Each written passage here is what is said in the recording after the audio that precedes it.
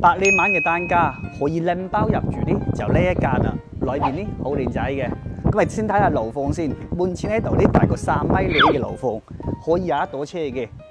大路入呢第2間，周邊環境好多恒泰人應該知道噶啦。咁呢度門前呢度呢有到停車位，呢個位置呢聽講宵夜食飯呢都好多人，好旺嘅。過嚟入去睇翻嗰間屋先。嗱，我哋睇到隔離呢度印尼已經報建咗啦。你中意嘅話呢，就按翻佢現有裝修拎包入住；唔中意嘅話呢，拆過嗰個起過亦都 OK 嘅。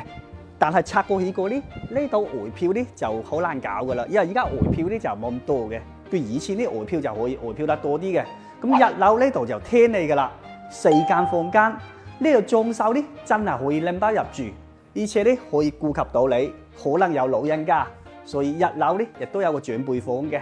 呢間屋2個廚房，我自己覺得應該呢個女業主呢原來好中意煮嘢嘅可能嚇。咁呢度呢度做西式，客位喺度啦，靠近房間嘅位置嘅。咁呢度呢就可以做炒菜啊，各方面都 OK， 抽煙機全部做好晒㗎啦。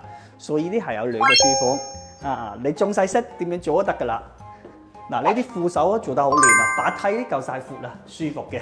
呢啲顏色其實都好舒服，呢啲唔係窗紙嚟㗎，係塑灰上去㗎，所以唔需要擔心嚇，唔係窗紙嚟嘅。呢個房間，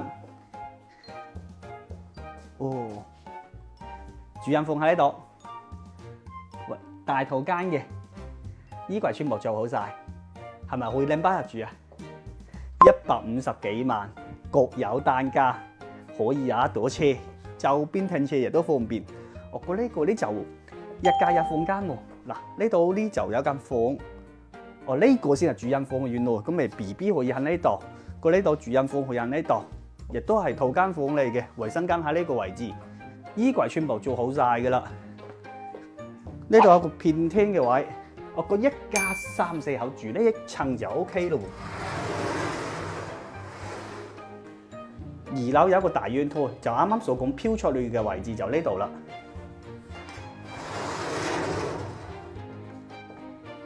上邊呢睇睇係咩格局先？頂樓亦都有間房。如果你係擺新位嘅，其實呢個位置可以做新房嘅。個做雜物間亦都 OK。出邊仲有一個大陽台。嗱，呢個就大陽台啦。周邊環境呢都好安靜嘅。嗱，好似呢啲咁嘅環境係好舒適嘅。咁咪各有單價，可以做按揭。哦，原來呢邊係學校嚟㗎啦。呢個位置學校，佢哋學校都好近㗎啦。咁你就有興趣嘅話，可以過嚟睇喺順德地百里萬嘅單價，信局有嘅，佔地81方。